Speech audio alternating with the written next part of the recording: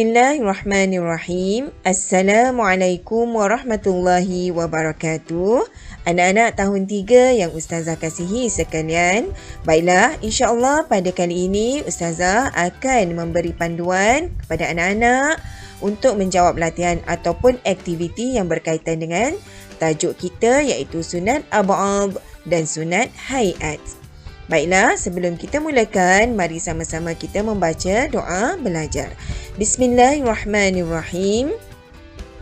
Allahumma aftah alaina hikmataka wanshur alaina min khazaini rahmatika ya arhamar rahimin.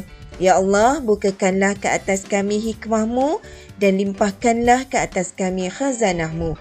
Wahai Allah yang maha pemurah lagi maha penyayang. Amin, amin, ya Rabbal Alamin. Sebagai rujukan, anak-anak boleh merujuk video PDP yang Ustazah sediakan melalui link YouTube yang Ustazah paparkan ini. Ya, terdapat 2 video yang berkaitan dengan tajuk kita iaitu sunat ab'ad dan sunat hayat.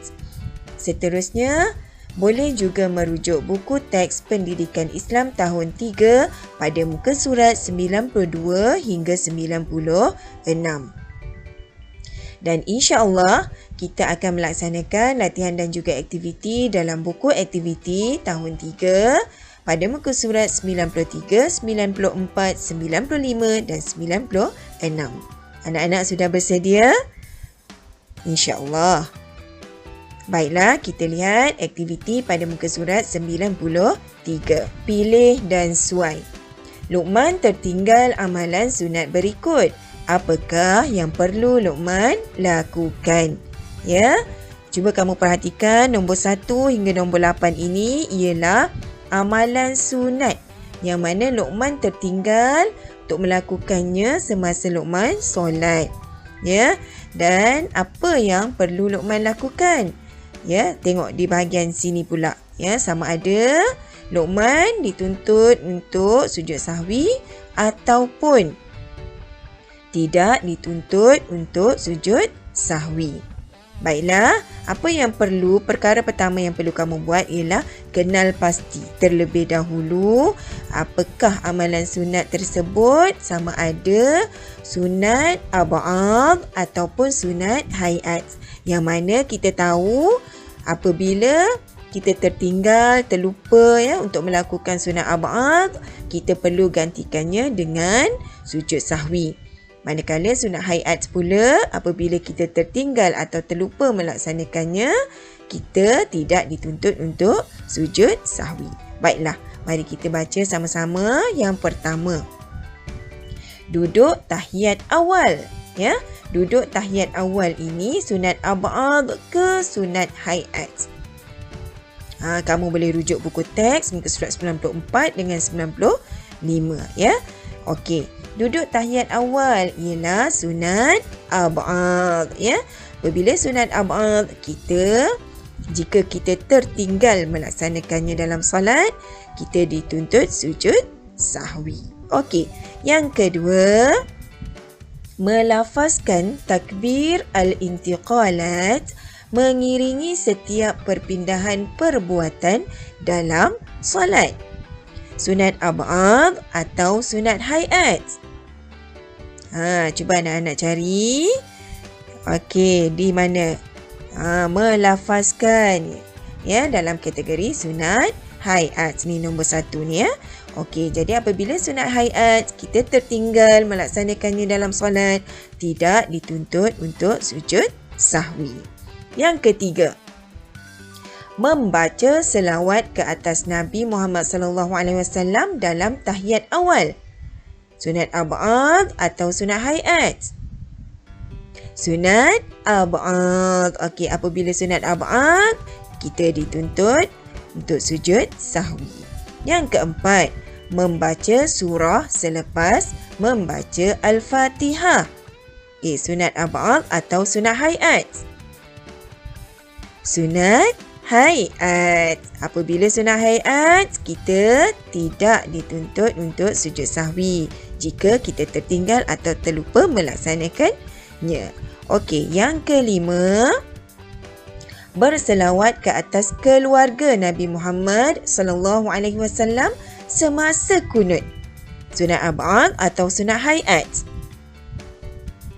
Sunat ab'ad. Okey, jika sunat ab'ad, kita dituntut untuk sujud sahwi apabila tertinggal melakukannya. Okey, seterusnya yang keenam, membaca doa ketika duduk antara dua sujud. Sunat ab'ad atau sunat hayat? Sunat hayat. Sunat hayat, apabila kita tertinggal melakukan sunat hayat dalam solat, tidak dituntut untuk sujud sahwi. Yang ketujuh, berselawat ke atas Nabi Muhammad SAW semasa kunut. Sunat ab'ad atau sunat hayat? Sunat ab'ad. Okey.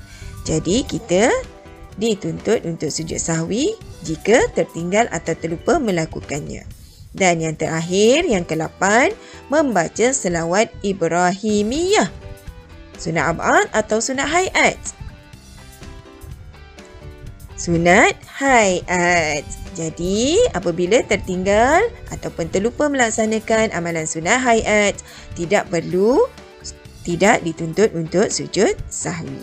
Seterusnya, kita pergi ke aktiviti pada muka surat 94. Pilih dan tulis. Pada paparan ini, ia terdapat amalan-amalan sunat ab'ad dan juga amalan sunat hayat. Yang mana kita nak kena pilih ni? Kita nak kena pilih amalan sunat hayat. Ya? Okey, jadi Ustazah akan bacakan satu-satu. Jadi kita tentukan yang mana sunat hayat untuk kita tulis di ruangan bawah nanti. Okey, kita pilih terlebih dahulu. Yang pertama, membaca doa iftitah. Okey, boleh rujuk ya buku teks muka surat 94 dan 95. Membaca doa iftitah, sunat ab'ad atau sunat hayat? Sunat hayat. Okey, tandakan terlebih dahulu ya. Okey. Yang kedua, berdiri semasa membaca doa kunut. Berdiri semasa membaca doa kunut. Sunat ab'ad ataupun sunat hayat? Sunat ab'ad. Jadi tak perlu ditanda. Okey, seterusnya yang ketiga, membaca tasbih ketika rukuk dan sujud. Sunat ab'ad atau sunat hayat? Sunat hayat. Ya, kita tandakan. Seterusnya, membaca selawat ke atas Nabi Muhammad SAW dalam tahiyat awal. Sunat ab'ad. Jadi tak perlu ditanda. Yang kelima, memalingkan muka ke kanan dan ke kiri ketika memberi salam. Sunat? Ya, sunat hayat. Kita tandakan sunat hayat. Seterusnya yang keenam, mengangkat kedua-dua tangan ketika takbiratul ihram. Sunat ab'ad atau sunat hayat? Sunat hayat. Jadi kita tandakan. Seterusnya, duduk iftirash dan duduk tawarruk. Okey, sunat adalah sunat hayat. Kita tandakan. Seterusnya, membaca doa kunut. Sunat ab'ad. Okey, sunat ab'ad tak perlu ditanda. Dan seterusnya yang terakhir, duduk tahiyat awal. Duduk tahiyat awal. Sunat ab'ad. Jadi tak perlu ditanda. Okey, dah ada 5 perkara ataupun amalan sunat hayat yang kita dah tanda. Jadi apa langkah seterusnya? Ialah tuliskan ya amalan sunat yang telah kita tanda tadi, amalan sunat hayat pada ruangan di sini ya, ruangan kosong ini. Okey. Contohnya membaca doa iftitah. Kamu tuliskan semula ya. Okey, yang kedua, membaca tasbih ketika rukuk dan sujud. Yang ketiga, memalingkan muka ke kanan dan ke kiri ketika memberi salam. Yang keempat, mengangkat kedua-dua tangan ketika takbiratul ihram. Dan kelima, duduk iftirash dan duduk tawarruk. Okey, seterusnya kita pergi pula kepada aktiviti muka surat 95. Fikir dan tulis ya. fikir dan tulis. Baiklah anak-anak, aktiviti pada muka surat 95 ni ada kaitannya dengan tata cara sujud sahwi. Ya, yang mana kita tahu ya, apabila kita tertinggal atau terlupa melakukan amalan sunat ab'ad, hendaklah digantikan dengan sujud sahwi. Ya, di akhir solat kita sebelum kita beri salam. Okey. Pada paparan ini, ya, anak-anak boleh rujuk. Paparan ini adalah paparan pada muka surat 96 buku teks pendidikan Islam anak-anak, ya. Okey. Kita lihat yang atas ni merupakan tasbih yang kita baca ketika kita sujud sahwi. Subhanaman la yanamu wala yashu. Dan ini pula adalah tata cara sujud sahwi. Yang mana yang pertama, duduk iftirash membaca tahiyat akhir. Ya, dalam solat tu kita baca tahiyat akhir, kita duduk iftirash. Kita nak buat sujud sahwi tu kita duduk iftirash. Jangan duduk tawarruk, ya.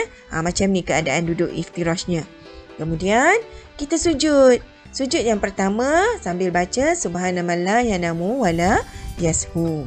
Seterusnya kita bangun daripada sujud, duduk antara dua sujud. Dan kita sujud sekali lagi untuk sujud yang kedua, membaca tasbih yang sama, subhanaman la yanamu wala yashu. Kemudian kita bangun dan duduk tawarruk. Macam ni keadaan duduk tawarruk, ya. Dan akhir kita beri salam. Assalamualaikum warahmatullahi, ya. Okey, baiklah. Mari kita lihat aktiviti ataupun latihan yang kita nak laksanakan. Okay, Ustazah bacakan dulu pilihan jawapannya. Yang pertama, memberi salam. Kedua, la yanamu. Ketiga, 2 kali. Keempat, duduk tawarruk. Kelima, tahiyat akhir. Keenam, membaca tasbih. Baiklah, Nabil tertinggal membaca doa kunut. Apakah yang perlu dilakukannya? Nabil perlu sujud. Selepas membaca, di dalam sujud, Nabil perlu subhanaman wala yashu.